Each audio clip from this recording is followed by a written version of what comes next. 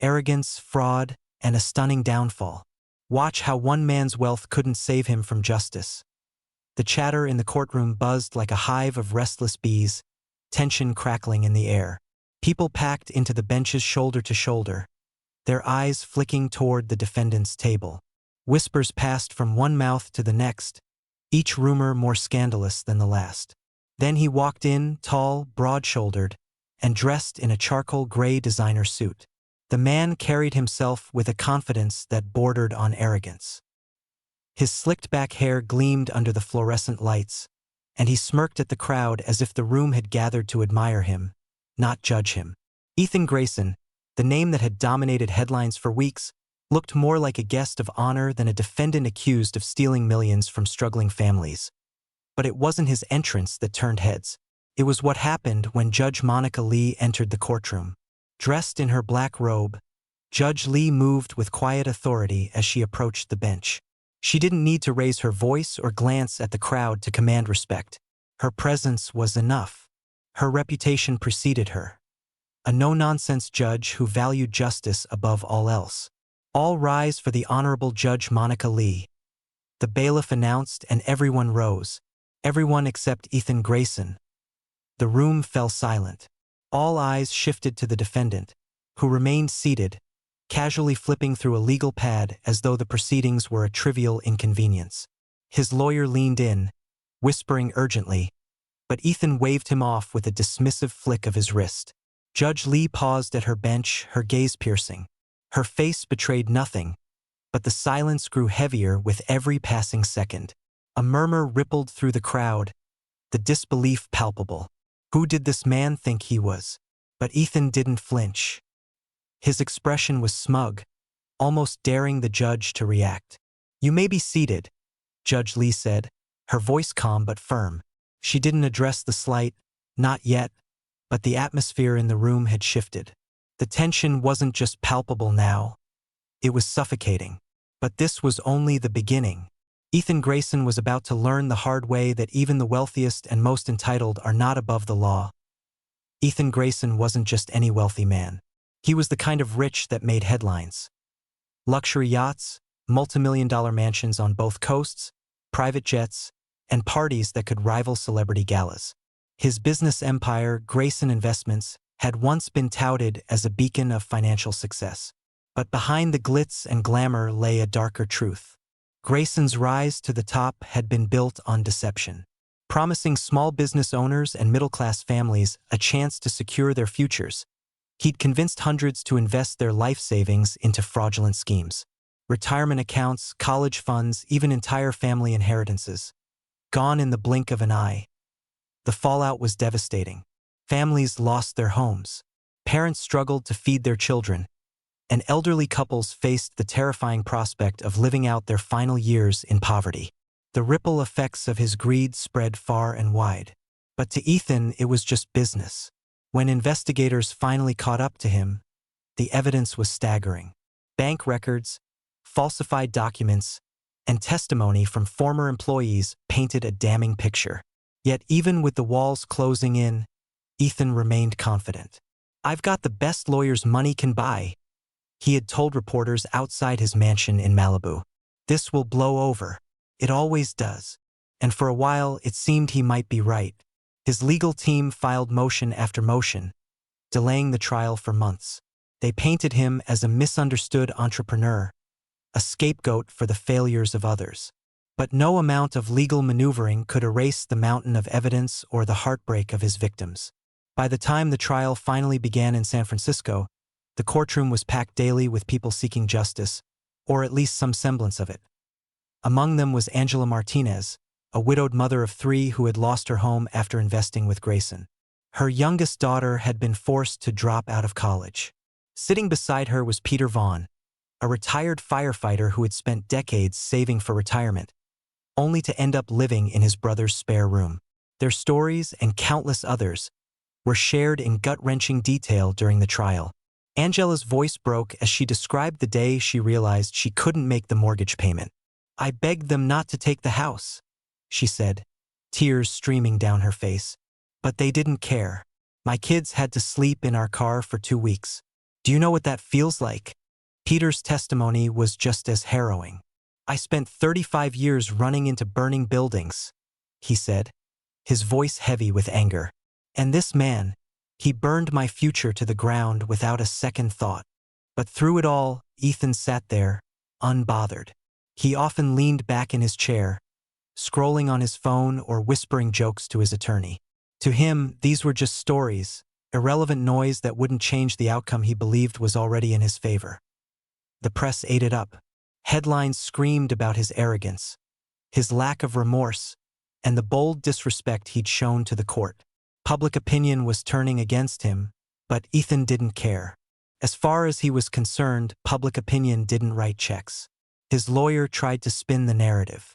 Mr. Grayson deeply regrets any hardship caused, the attorney said during a press conference. But he remains confident that the truth will prevail. The truth, however, was that Ethan had no intention of admitting guilt. He was betting on the system bending in his favor like it always had before. But this time, there was one factor Ethan hadn't accounted for. Judge Monica Lee wasn't like the people he was used to dealing with. The trial was a spectacle.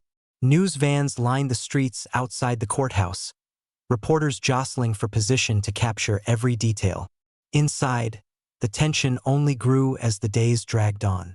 Witness after witness took the stand, each one adding another nail to Ethan Grayson's metaphorical coffin. But it wasn't just the testimonies that drew gasps from the audience. It was Ethan's behavior. On the third day of the trial, the prosecution presented damning evidence. A series of emails where Ethan explicitly instructed his team to falsify records and mislead investors. The courtroom was silent as the prosecutor read his words aloud. "Make the numbers look good. We need these suckers to sign on the dotted line." The words hung in the air like poison. Angela Martinez, sitting in the front row, shook her head in disbelief. Peter Vaughn clenched his fists. And Ethan? He smirked. The prosecutor turned toward him, her voice sharp. "Mr. Grayson, do you recognize this email?" His lawyer jumped in before he could answer. "Objection. This question has been asked and answered in pretrial hearings." Judge Lee raised a hand, her expression calm but firm. "Overruled. The defendant will answer the question." Ethan leaned into the microphone, his tone dripping with condescension. "Yes, I recognize it, but let's not pretend it means what you're implying. It's just business talk. You wouldn't understand." The crowd erupted in whispers, and the judge's gavel struck like a thunderclap. "Order in the court," Judge Lee commanded, her voice cutting through the noise. She turned her attention back to Ethan. "Mr. Grayson, I advise you to watch your tone. This is not a boardroom meeting." But Ethan didn't flinch. If anything, he seemed amused, like this was all just an elaborate game. That as the trial continued, his arrogance only grew. He interrupted witnesses with sarcastic chuckles, rolled his eyes during cross-examinations, and whispered loudly to his lawyer during key moments. The audience watched in disbelief as he treated the courtroom like his personal stage. Then came the day of Angela Martinez's testimony. She stepped up to the stand, clutching a folded piece of paper in trembling hands. Her voice was shaky as she began, but her words carried the weight of her pain. "I trusted him," she said, looking directly at Ethan. "I trusted him with everything I had, and he destroyed my family's future." Ethan didn't even look at her. He leaned back in his chair, casually scrolling through his phone. "Your Honor," the prosecutor interrupted, pointing toward Ethan. "The defendant is clearly not paying attention to the witness." All eyes turned to Judge Lee. Her face was impassive, but her eyes burned with quiet fury. "Mr. Grayson," she said, her voice measured, "put your phone away. Now." Ethan glanced up, unfazed. "I was just checking something important," he said, holding up the device as if to prove his point. The judge's tone hardened. "I said now." For a moment it seemed like he might argue, but then, reluctantly, he set the phone down. The tension in the room was palpable, but the damage was already done. Angela's testimony continued, but her voice carried a tremor of disbelief, as though she couldn't fathom the lack of basic human decency. By the end of her statement, there wasn't a dry eye in the courtroom. except for Ethan's. The prosecution rested its case a week later, leaving the defense to make their move. Ethan's lawyer tried everything: discrediting witnesses, twisting the narrative, even painting Ethan as a victim of overzealous prosecutors. But the cracks were too big to cover. Through it all, Judge Lee maintained her composure. She rarely spoke, but her presence loomed over the room like a steady, unwavering force. But it was clear to everyone watching that her patience with Ethan's antics was wearing thin. The trial had reached its final day. The air in the courtroom was electric, the anticipation almost unbearable. Reporters filled the back rows, their pens poised and cameras ready. The gallery was packed with victims, their faces a mix of anger and hope. All eyes were on Judge Monica Lee as she prepared to deliver the sentence. Ethan Grayson sat at the defense table, his posture as relaxed as ever. He even had the audacity to flash a small grin to the cameras as they captured his every move. He didn't look like a man about to face judgment. He looked like a man convinced he'd already won. When Judge Lee finally spoke, the room fell silent. "Mr. Grayson," she began, her voice steady and deliberate, "you have been found guilty on all counts of fraud, conspiracy, and obstruction of justice. The evidence against you is overwhelming, and the testimonies of your victims paint a clear picture of your actions. You manipulated, exploited, and destroyed the lives of countless people, all for personal gain." Ethan leaned back in his chair, his expression unreadable. The judge continued, "Throughout this trial, you have shown a blatant lack of remorse. Your behavior in this courtroom has been nothing short of disgraceful. You have insulted your victims, disregarded this court's authority, and treated these proceedings as if they were beneath you." The crowd murmured in agreement. Angela Martinez, sitting in the front row, clasped her hands tightly, her knuckles white. Judge Lee's tone shifted, becoming colder. "Justice, Mr. Grayson, is not about wealth, power, or privilege. It is about accountability, and today you will face the consequences of your actions." The room was so quiet you could hear the faint rustling of paper. Ethan's smirk faltered for the first time as he straightened in his chair. "Therefore," the judge declared, "I sentence you to 25 years in federal prison without the possibility of parole." Gasps erupted from the crowd. Ethan's face froze, the blood draining from his cheeks. 25 years? He'd been expecting a slap on the wrist, maybe a few months in a cushy facility. But this was unheard of for someone of his stature. Judge Lee wasn't finished. "Furthermore, I am ordering the immediate liquidation of your assets to repay the victims of your crimes. Every dollar you stole will be returned to the families you devastated." The courtroom broke into stunned murmurs.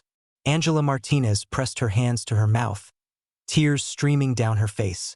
Peter Vaughn leaned back in his seat, his eyes wide with disbelief. Ethan shot up from his chair, his face red with anger. "You can't do this," he shouted, his voice echoing in the room. "I'm Ethan Grayson. You can't treat me like some common criminal." Judge Lee's gavel slammed down, her expression unyielding. "Mr. Grayson, sit down." But Ethan wasn't finished. "This is a joke. I'll appeal this. I'll have your career ruined, Judge." The bailiffs moved closer, ready to intervene. Judge Lee remained calm, her voice cutting through his outburst like a knife. "This is my courtroom, Mr. Grayson, and you will show respect. Bailiffs, escort the defendant out." As he was led away, Ethan continued to protest, his voice growing fainter with each step. The courtroom erupted into applause, something that rarely happened, but felt entirely appropriate in the moment. Judge Lee turned to the audience, her expression softening just slightly. "Justice has been served," she said. "Let this be a reminder that no one, no matter how powerful, is above the law."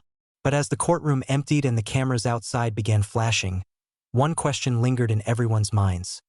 Would this sentence be enough to truly change a man like Ethan Grayson? The courtroom was nearly empty now, save for a few lingering reporters and victims gathering their belongings. The buzz of excitement still hung in the air, but for those directly affected by Ethan Grayson's crimes, the emotions were more complex. Angela Martinez stood by the courthouse steps, clutching her purse tightly. A reporter approached her with a microphone. "How do you feel after today's verdict?" Angela hesitated, then said, "I feel relieved, but the truth is no sentence will erase the damage he caused. My kids and I are still rebuilding, but at least now we have hope." Nearby, Peter Vaughn was speaking with a friend. "It's not just about the years he's getting," he said, shaking his head.